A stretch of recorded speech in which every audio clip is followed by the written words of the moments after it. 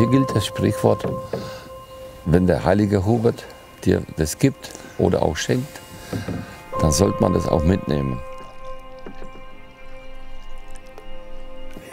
Du musst dich nur noch freuen, weil du wirst, denke ich, viele Gönner, aber auch viele Neider haben dafür, denke ich mal.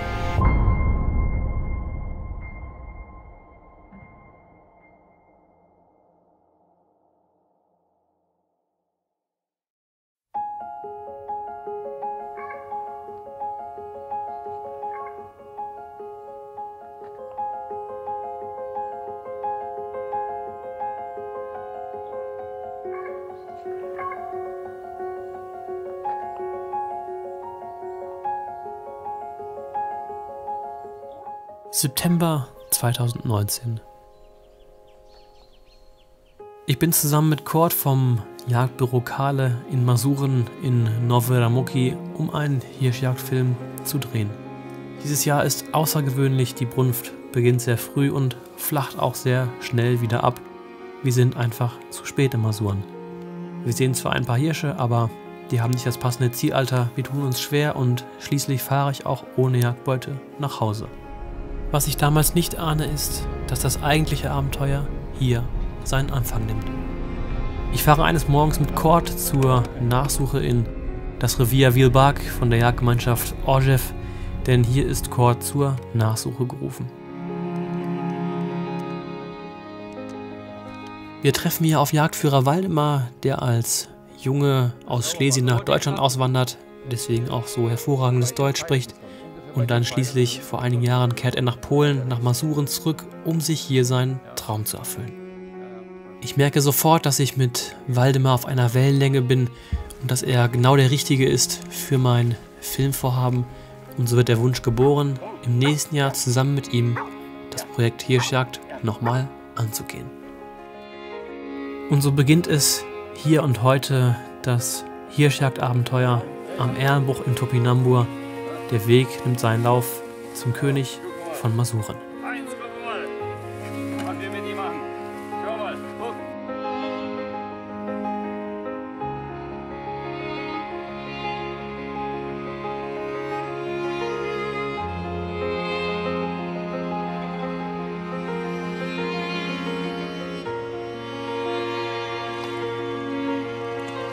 Ich und meine Frau Elke sind vor 12 Jahren hier nach Masuren ausgewandert, umgesiedelt. Wir haben in Pforzheim alles verkauft, alles aufgegeben und haben uns an die wunderschönen Masuren verlegt. Auch weil meine Frau Elke, ihr Vorfahren stammen aus dieser Ecke hier. Die Deutschen, die hierher kommen, die beneiden mich. Die sagen immer, Waldemar, wir leben mitten im Revier, die beneiden mich, sagen, du hast ein Paradies hier, ein Jagdparadies. Muss ich zustimmen langsam, das ist so. Ich brauche normalerweise kein Auto, egal was ich erlegen wollte. Es ist alles um unser Haus herum. Da kann ich alles zu Fuß erledigen. Und wenn was liegt, dann rufe ich meine Frau an, die kommt dann mit dem Hänger oder so und dann wird das so gemacht. In all den Jahren hat Waldemar viele Jäger auf den Hirsch geführt. Nun setzt er sich zur Ruhe. Janine und ich haben großes Glück. Wir werden seine letzten Gäste sein. So, jetzt fahren wir in unser Dschungel. Ich nenne das immer Dschungel hier. Das ist direkt am Fluss, es ist immer feucht. Da steht sogar Wasser auf der Wiese. Ja.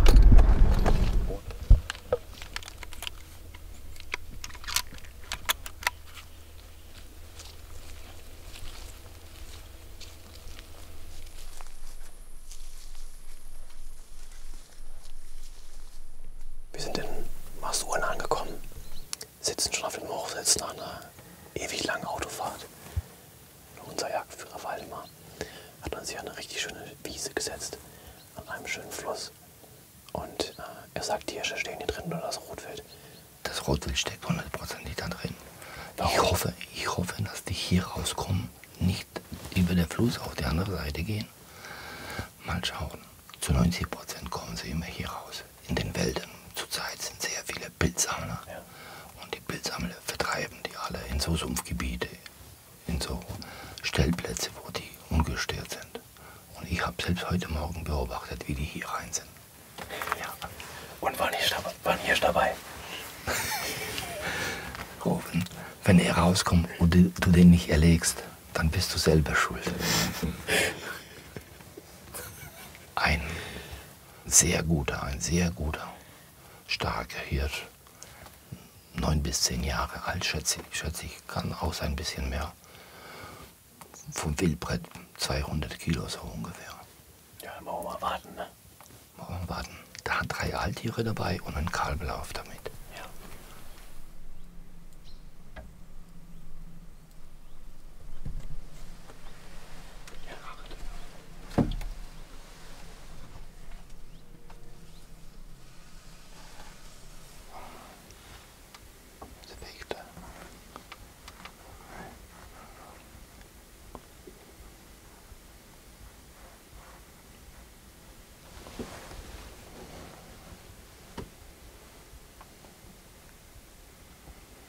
Der bestätigte Hirsch lässt erstmal noch auf sich warten, doch der Jungspund ist auch ein angenehmer Zeitvertreib.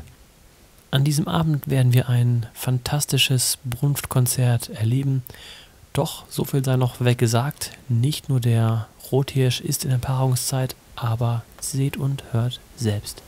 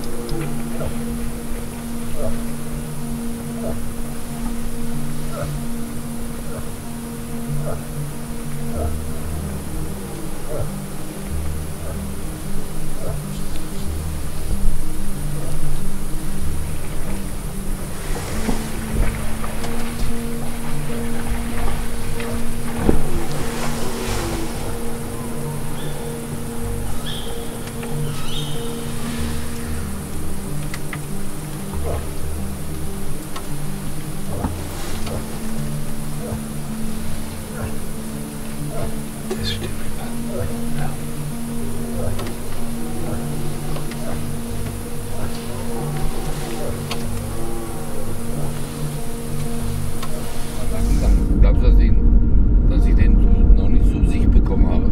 Du hast noch nicht gesehen? Leute, der brüllt wie ein kranker Esel, also das kann nichts Besonderes sein, so irgendwie. Du meinst, der ist ein Raufbold, oder? Ja, das sind solche Musikanten, sagen die hier. Ja. Der Elchbulle und das Rotwild verlassen die Dickung beide auf der falschen Seite und durchqueren den Fluss Omulev. Aber heute Morgen sitzen wir wieder hier und dann im allerersten Licht im Nebel steht er plötzlich da, der Elchbulle von gestern.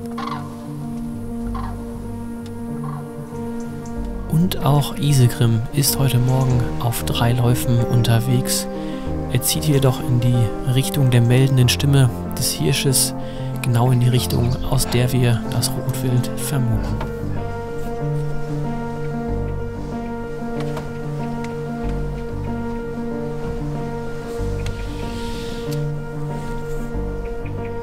Der wechselt natürlich schön zum Rotwild gerade, ne? Da der Elch hinten ist, also guck, wir merken das schnell. Jetzt ist er weg. Hast du noch gesehen? Der Wolf macht uns heute Morgen einen Strich durch die Rechnung. Das Rotwild verstummt und kommt nicht über den bekannten Wechsel auf die Wiese in den Einstand. Doch Waldemar möchte noch mit uns in einen Sumpf fahren und dort nach den Hirschen gucken. Kilometer gehen wir in den Sumpf rein. So, dann nehmen wir vielleicht so Handkamera mit. Ja. Das ist zu viel.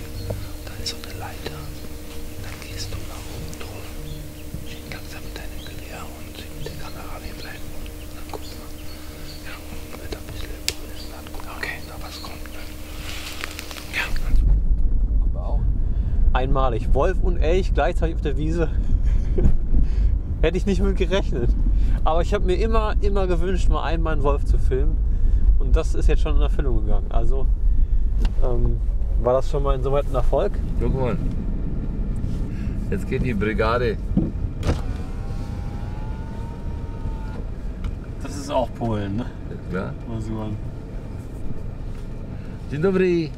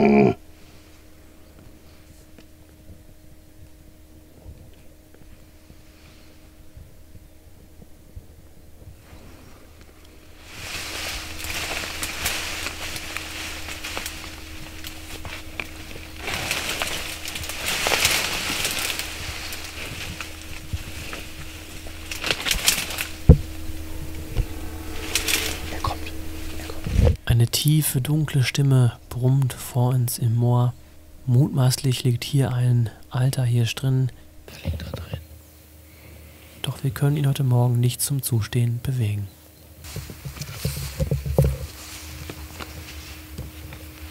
Du hast es auch gehört, ne? Als er hier die Äste gebrochen hat, Ja. dass da einer ganz nah war. Ne? Ja.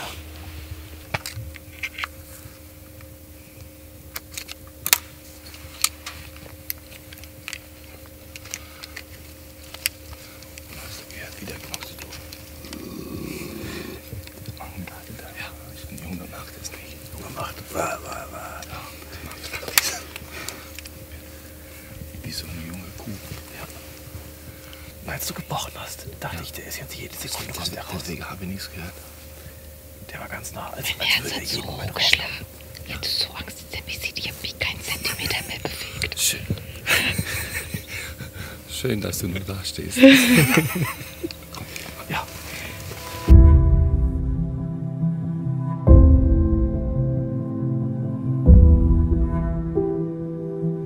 Natürlich ist es schwer, mit Kamera, mit 3 Leuten irgendwie in den Busch zu gehen und einen Hirsch anzupirschen. Das hast du selber gemerkt, ne? Die Jagd ist nicht einfach bei uns.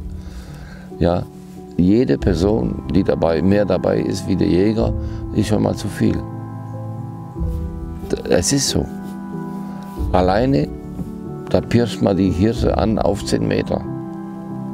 Weil da bist du so konzentriert und dann gehst du, da gibt es also Anzüge, manche ziehen so Anzug an, sehen aus wie so ein Christbaum und pirschen die Dinge an, richtig in den Brunnenplatz. Ne? Wir müssen jeden Abschuss dokumentieren, wir müssen Bilder machen, weiterleiten, zeigen. Das heißt, es verschwindet nichts. Ja, und wenn sich jeder Jäger nach der Regel hält und schießt seinen vorgegebenen Hirsch, dann entwickeln sich solche gute Hirsche und dann haben wir die auch.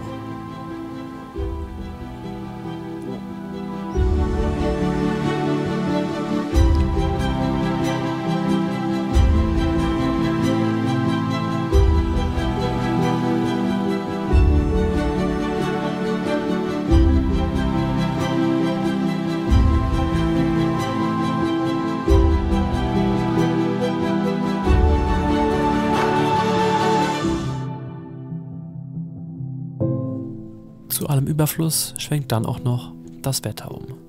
Die frostigen Nächte sind passé, tagsüber geht es gegen 30 Grad und das drückt die Brunft gewaltig. Janine und ich merken, das wird hier auf gar keinen Fall ein Selbstläufer.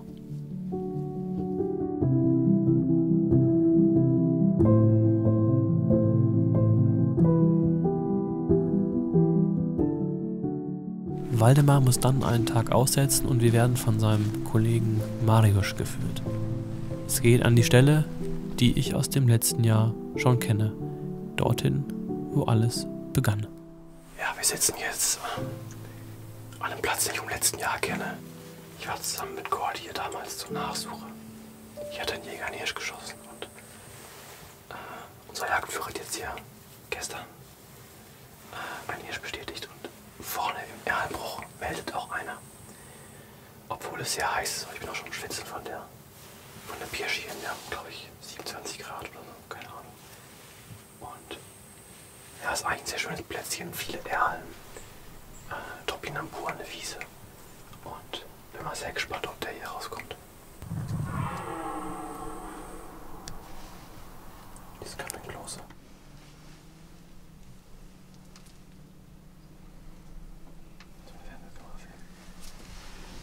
I will check through scope.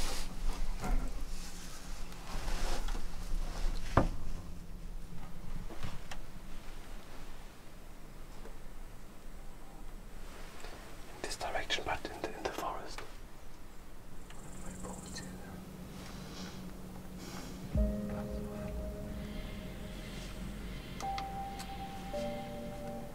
Guck, er macht immer so Ansätze. Er ist nicht ausdenken.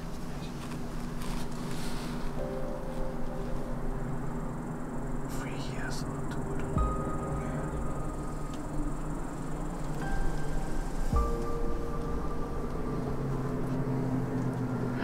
He's coming. Da, Alter. Ja, ist direkt da. Da, wo der andere war. 10 Meter hin. Wow.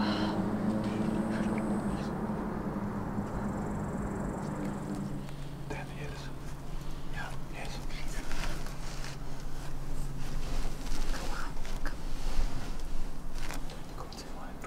Selbst der Marder fliegt vom Platzhirsch, der nur gekommen ist, um seine Nebenbuhler in die Schranken zu weisen. Doch wird er auch hier austreten?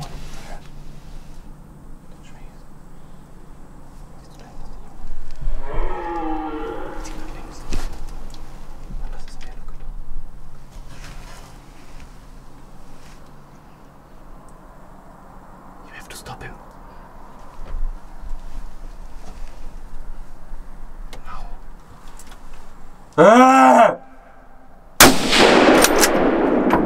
Good shot.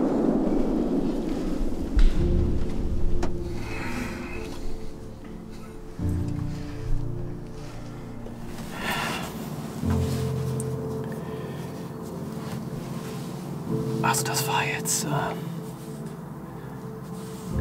habe ich nicht mit gerechnet, muss ich ehrlich sagen. Ich komme noch, kann ich es nicht richtig realisieren. Das kommt erst gleich wahrscheinlich.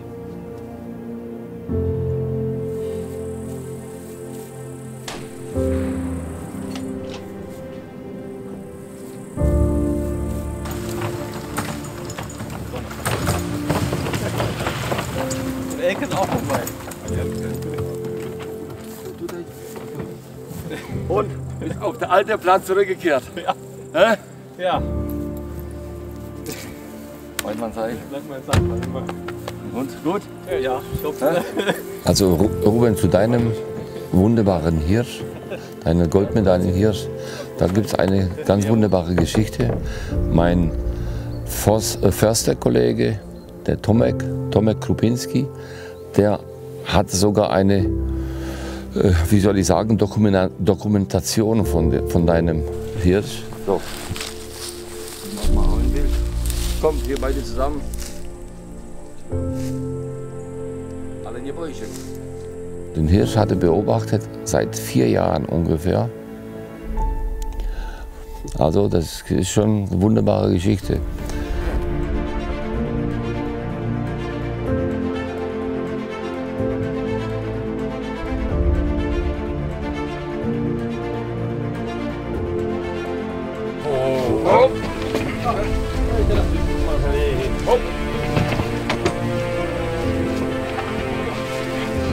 Ja, ostatnio sam załadowałeś.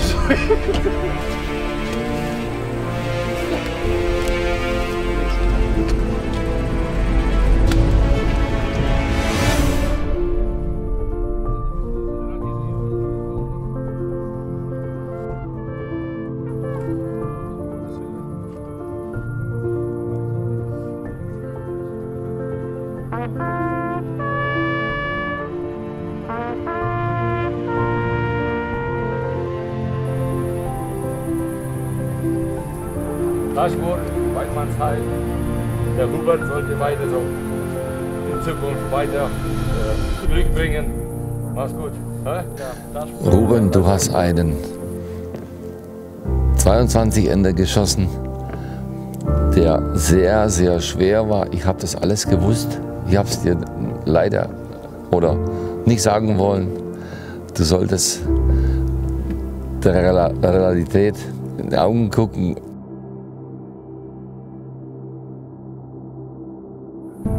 Also, jetzt gehen wir mal einen nehmen, ne? Ja. Auf den guten Hirsch. Gehen wir mal einen gehen wir ans Feuer, komm. Also, Dashboard. Mit linker Hand. Mit linker Hand. Levo Retro. Dashboard. Ruben, gratuliere nochmal. Und was am Stück noch gar nicht so recht greifbar war, wurde dann spätestens beim Abkochen deutlich. Ich habe im wunderschönen Masuren einen unglaublichen Ausnahmehirsch gestreckt. Doch viel wichtiger als diese 11 Kilogramm Trophäe sind die einmaligen und einzigartigen Erlebnisse, die ich im wunderschönen Masuren machen durfte. Ich habe mit fantastischen Menschen zusammen in einer urigen und wilden Landschaft gejagt und dank dem Jagdbüro Kahle konnte ich diese Erlebnisse auch noch auf Kamera festhalten. Deshalb gilt auch mein ganzer Dank dem Team um Jörg Eberetsch herum, die mir diese Reise fürs Leben sozusagen ermöglicht haben und organisiert haben. Und natürlich auch nochmal ein ganz besonders großer Dank an Waldemar und seine Frau Elke. Auch an Jagdführer Mariusz, von dem ich leider keine Filmaufnahmen habe. Und an den Förster Tomek, der mir die tollen Bilder zur Verfügung gestellt hat. Und zum Schluss noch etwas in eigener Sache. Solltet ihr auch ein Jagdabenteuer ansteuern, eine besondere Jagdreise oder eine Drückjagd, die ihr gerne filmerisch festhalten wollt, dann schreibt mir einfach eine E-Mail an diese Adresse hier. Ich erstelle euch euer persönliches, unverbindliches Angebot für euren eigenen Film, euer lebendiges Fotobuch sozusagen. Ansonsten bedanke ich mich jetzt fürs Zuschauen, dass ihr bis zum Ende durchgehalten habt. Die Hunt-on-Demand-Abonnenten dürfen sich auf den Film zu Janins ersten Hirsch freuen. Und hier, wie es hier weitergeht, weiß ich noch nicht. Mal schauen, was kommt. Auf jeden Fall sage ich danke fürs Zuschauen, bis zum nächsten Mal und Weidmannsheil.